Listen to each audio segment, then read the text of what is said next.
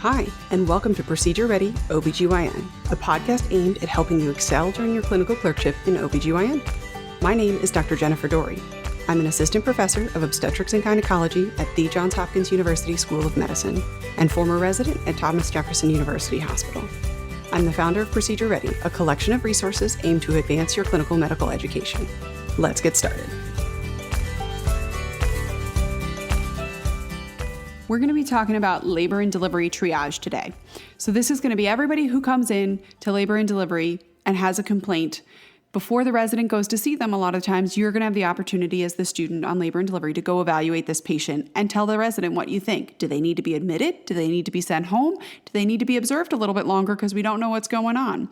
These are all the most common complaints that you will see in labor and delivery triage. So the first thing you're going to want to know about any woman that you evaluate or see on labor and delivery is her one-liner. The one-liner is going to include her age, her G's and P's, her gestational age, and the reason that she's there. So G's and P's, again, are gravity and parity. The gravity is the number of times this woman has been pregnant in her life, including all pregnancy outcomes. So ectopic pregnancies, women often forget to count. Ask specifically about those. Miscarriages, losses, term, and preterm delivery, so that you can fill out your GTPAL. So the four numbers that come after your P's are T, which is your term delivery, P for your preterm delivery, A for your abortion, so that's therapeutic abortions and spontaneous abortions, and ectopic pregnancies, and L, the number of living children she has. So TPAL, remember those four. So that'll be the first thing you say for everybody, their age and then their G's and P's. And then their gestational age. So how far along is she? We get the gestational age by asking the woman her due date. And if you're using Epic or most of the medical record systems that major hospital systems have now, it's going to calculate her gestational age for her. But you should always confirm the due date and make sure that that calculation is correct. I carry an app on my phone with me everywhere, so I can also calculate that gestational age myself and make sure it actually agrees with the computer or what the nurse has reported to me. And then the reason she's there. So, for example, this is a 38-year-old G3 P2002, meaning she's currently pregnant, but she's had 2 term deliveries before, at 38 and 3, who's here for evaluation of regular painful contractions, meaning she's here to see if she's in labor. She's here to see if she's ready to have the baby. The one-liner is going to tell you most of what you need to know about the patient before you go get her history. So ideally, you get all those things before you walk in the room. If not, that's going to be the first thing you want to know. So let's talk a little bit about triaging a patient on labor and delivery. Let's stick with our example of the G3P2 who comes in to see if she's in labor. So she comes in and says, I think I'm in labor. What is labor? How are you going to diagnose if somebody's in labor? So a lot of people are going to say contractions. Well, yeah, contractions are part of labor, but a lot of women have early contractions, what we call Braxton-Hicks contractions, or these practice contractions that aren't actually labor. So what sets apart fake or early labor from actual labor that's making active change? And I just said the key word, which is change. I need to see change in her cervix. So I need to have regular painful contractions, and I need to have cervical change. So to determine if she's in labor, we're going to put her on the monitor. And we say the monitor, that means 2 things. It means looking at baby's heart rate, but also there's a toco, which will show me, if placed accurately, the contractions in the rhythmic pattern that are hopefully there. So I want to know a couple things about her contractions. When did they start? Have they been getting more painful? And then if she's having any other symptoms of labor. Other symptoms, the 4 things I ask everybody who walks into triage is, are they having contractions, which this woman already said yes? Do they have any leaking fluid, meaning does she think her water bag broke? Has she had a gush or even just a consistent slow trickle? Are they having any vaginal bleeding? Vaginal bleeding can be a concerning sign for some certain reasons that we'll talk about in a little bit, or it can be something we call cervical change, bloody show, which is the cervix is stretching open and is bleeding a little bit while it does. And then finally, is she feeling baby move? So fetal movement is an important sign of fetal well-being, and I want to make sure that she's actively feeling baby move. So I ask her all those other things. Everything else is normal. She's not having leaking fluid. She hasn't noticed any bleeding, and baby's moving well. So we're just here essentially to find out if she is in labor. So you do your full history. I want to know, does she have any medical problems during this pregnancy? I always ask specifically about, do you have any problems with your blood sugar or any problems with your blood pressure that you're aware of, either outside of pregnancy or in this pregnancy? And I usually ask anything else that your doctor was watching or worried about during your pregnancy.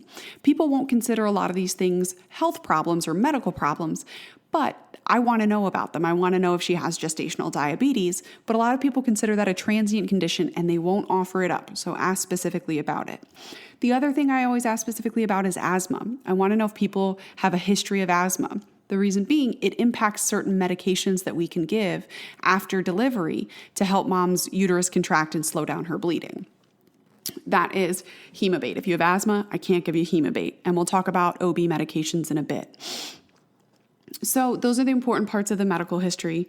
Obstetrically, I want to know, has she had other children? Were they vaginal deliveries? Did she have any complications during those deliveries? Anything that I'm going to need to worry or watch out for throughout this labor and delivery course.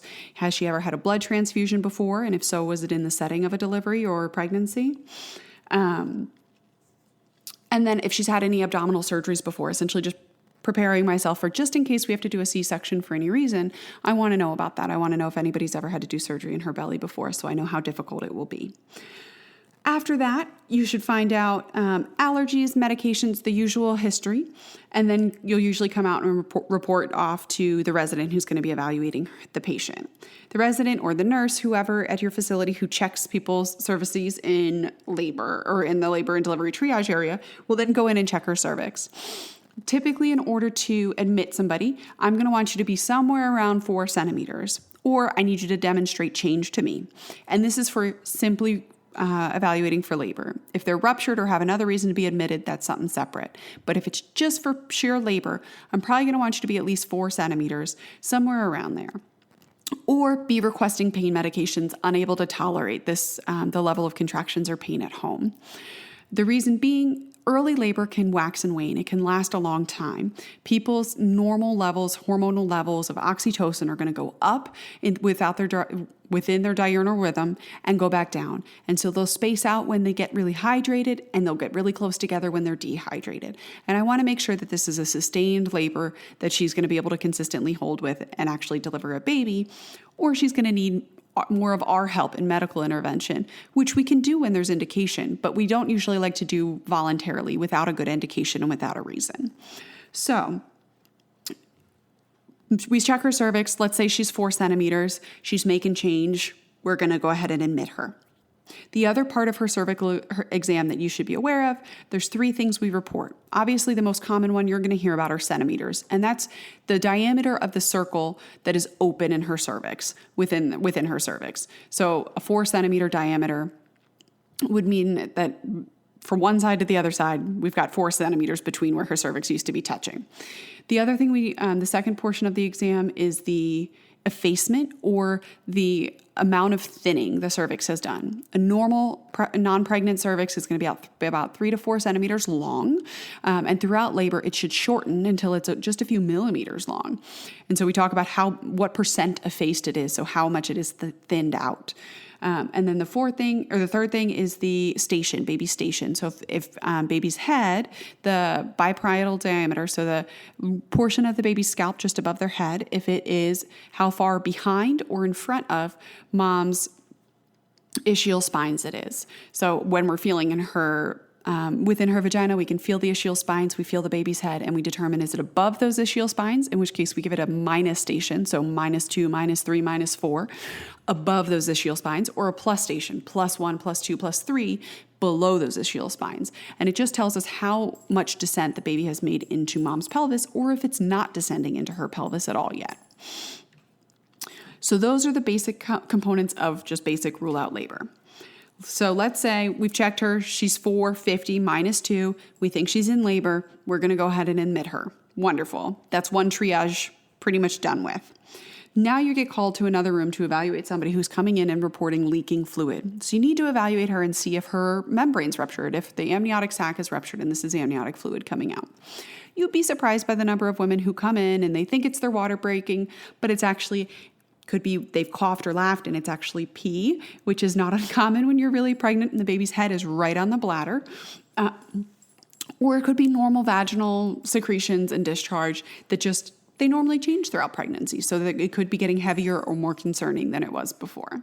So to evaluate somebody for rupture, there's a few things we do. First thing is we always do this via a speculum exam unless there's just fluid everywhere and we can get a clean sample of the fluid from outside the vagina. But typically we got to get the clean fluid from inside the vagina so it's not contaminated. So this is a speculum exam. So we do a speculum exam and we're evaluating for 3 things. First thing is just looking. If I put the speculum in, open it up, and I can see clear fluid pooling in her vagina, we call that positive pooling. So that is a positive sign that her membranes have ruptured. If I then take a sample of the fluid to do 2 things with. First thing, I put it on a pH paper, or some hospitals have this built into a cotton swab. It's a cotton swab with an indicator on it. Whatever. If that indicator paper turns, it's normally a yellow color at baseline. If it turns to a dark blue, dark green, that is a positive. It means you have the correct pH for this to be amniotic fluid. Other things can turn the pH, including blood. So if they have bloody show, you can't use the pH test, and semen. So you got to make sure, find out when the last time she had unprotected sex was, and if this could be semen, or if it looks viscous more so like semen, it's another clue. And the third thing you're looking for is ferning. And for ferning, we have to take a sample of the fluid under the and put it on a slide, let it dry, usually 5 to 10 minutes on the slide, and put it under the microscope. Looking under the microscope, there's a very distinctive ferning pattern.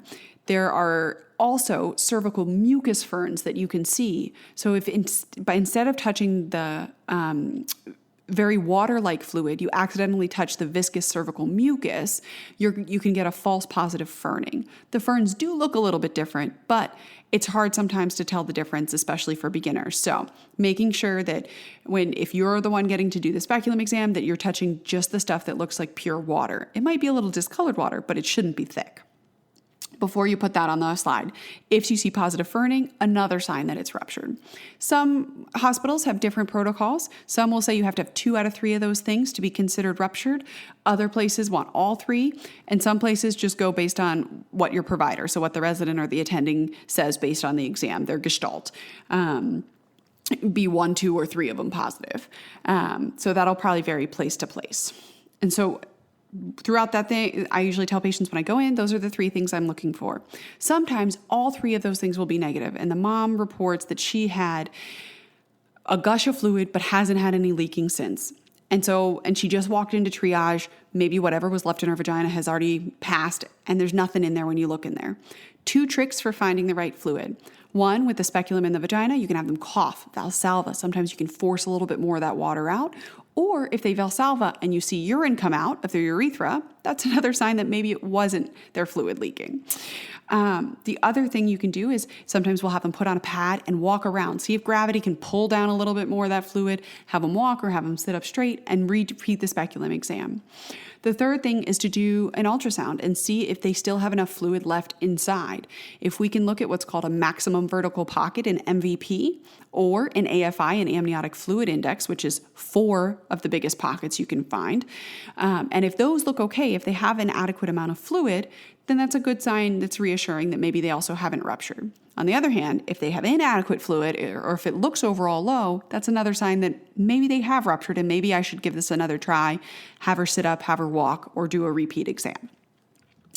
So those are going to be the 2 most common things you probably see in triage. Am I in labor and did my water break? Because people are excited to meet their babies. They're going to come in as soon as they think that one of those 2 things has started.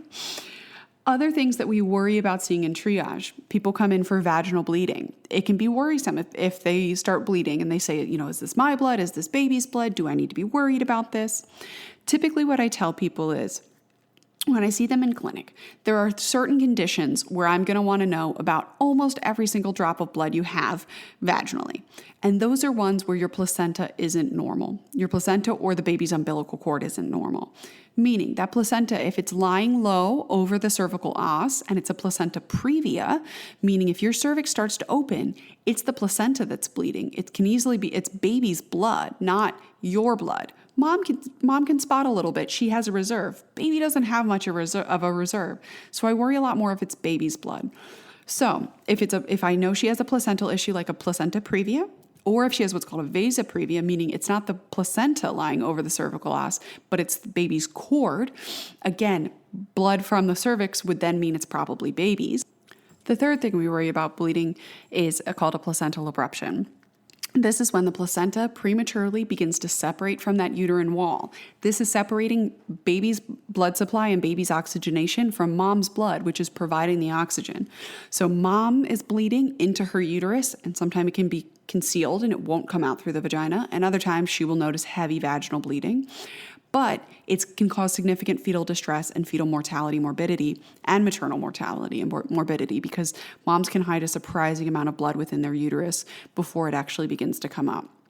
Things associated with placental abruption are most common ones you'll see on your shelf exam will be smoking, so nicotine, cocaine. Often it's drug use. Also trauma can cause abruption. It can cause separation in that counter-coup movement of the placenta pulling away from the uterus if it's, say, a car accident and they're hit from behind and the placenta becomes ripped off the uterus a little bit. So those are the three main times I'm really worried about bleeding in pregnancy. And those are going to be second and third trimester vaginal bleeding. If somebody has none of those three things, if I can see that the baby looks wonderful on the monitor, mom doesn't have a low-lying placenta, her placenta is documented as elsewhere, or I throw an ultrasound on it and the placenta is elsewhere, then I can calm down. I can say, all right, now let's figure out the other source, but it's not one of the ones that needs to be emergently dealt with. Unfortunately, if I do the opposite, I put the ultrasound on and I see her placenta is super low and it's lying over her cervix and she's having this heavy bleeding, that could be an obstetric emergency and require urgent delivery of the baby if the baby isn't tolerating that well. So that wraps up vaginal bleeding. So let's talk about another common complaint. So we've talked about 3 out of the 4 things I said we ask everybody in triage about. We ask everybody in triage about contractions, leaking fluid, vaginal bleeding, and the 4th one is fetal movement. So say a woman comes in and says, I haven't felt my baby move all day. So what can we do to reassure ourselves that baby is doing well even though mom isn't feeling baby move? Because like I said earlier, feeling baby move is one of the best signs that baby is doing well. So we can do a couple things. We can obviously put an ultrasound on and we can see if baby's moving well. And if we see baby moving on the ultrasound, that's pretty reassuring.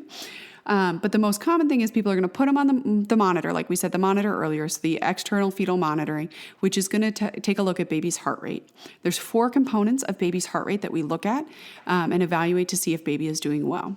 We look at the baseline, and we want that baseline to be somewhere between 110 and 160. That's a normal fetal heart rate. And then we want to look at how much is it changing beat to beat, or what we call the variability. Normal variability is somewhere between 5 beats per minute and 25 beats per minute. And if it's more than 25 beats per minute, it's what's called marked, which is not great, but it's not a really worrisome sign either as long as it's transient. So if baby has a normal, what we call NST or a non-stress test, meaning a 20-minute period of this monitoring that looks overall reassuring, we can feel good that baby is doing well. It needs to have that normal variability, a normal baseline, and then 2 accels within 20 minutes. And accels are a period in which the heart rate raises above the baseline, and it either tends to look like a hill or maybe a peak, a pointed peak, like the baby's heart rate goes up and comes right back down. Again, hard to describe in a podcast. Take a look at some examples. But what we want is a normal NST, a non-stress test. If 20-minute strip looks good and it has accelerations, a normal baseline, normal variability, I can feel good that this baby is doing well even though mom's not feeling it move. Say overall though it looks good but it doesn't have any accels. We can try to stimulate the baby.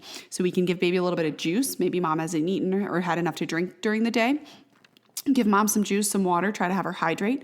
I can also do what's called vibroacoustic stim, which is a little machine that essentially buzzes at the baby. It vibrates a tiny bit and it makes a little bit of a noise, and babies don't tend to love it, so they tend to move a little bit. It wakes them up, for example, if they're sleeping.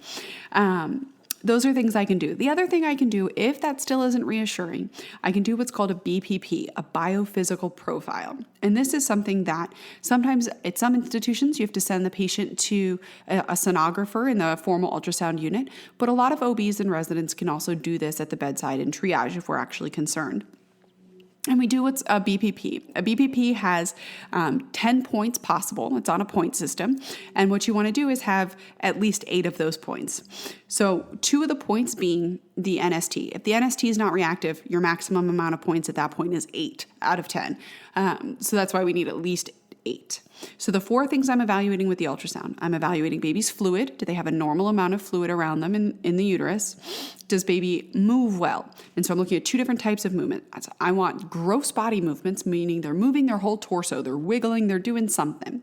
And then I want tone, which I see with flexion extension of the extremities. So I need to see baby either flexing their elbow, flexing their knee, kicking, something like that. Each of those things gets them 2 points. Why this is on a scale of 10 and not 5, I don't know, because everything it's either 0 points or 2 points. So you get 2 points for the fluid, 2 points for tone, 2 points for gross body movement, and the last thing is breathing. So babies should be practicing breathing from a very early age. And what we want to see is 30 seconds of continuous effort to breathe. And so we do that by you have to watch, and they get up to 30 minutes to complete this 30 seconds of breathing. And it's often the hardest thing to find. But if they have 30 seconds of continuous efforts to breathe, good tone, good body movements, good fluid, they've got an 8 out of 10 BPP, and I can be overall very reassured that baby's doing well, even if they didn't have those accels and things on the NST.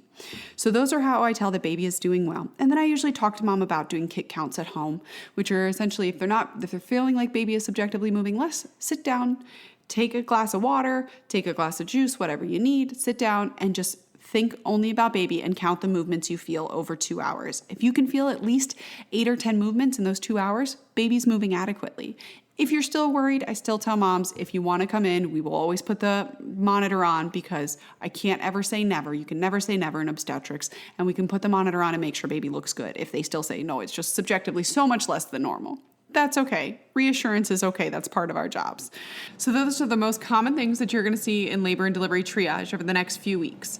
You're going to rule out people or rule in for labor, those who have their water bag has broken and they are now ruptured, those who have vaginal bleeding, and those who come in complaining of decreased fetal movement. Of course, there'll be other topics, but these are the most high yield. Good luck and have fun on labor and delivery. Thanks for listening to Procedure Ready OBGYN. Hope you found today's podcast helpful. Don't forget to subscribe below, rate the podcast, and leave me a review. Your reviews seriously make my day, every time. Have you done your pediatrics rotation yet? We just launched a new Clerkship Ready Pediatrics podcast to help. We're always looking for new collaborators. If you know a phenomenal medical educator who should make a Procedure Ready or Clerkship Ready podcast for their specialty, pass along their information and we'll see if they want to collaborate. Finally, check us out at procedureready.com for more helpful resources like our flashcard deck and our YouTube playlist.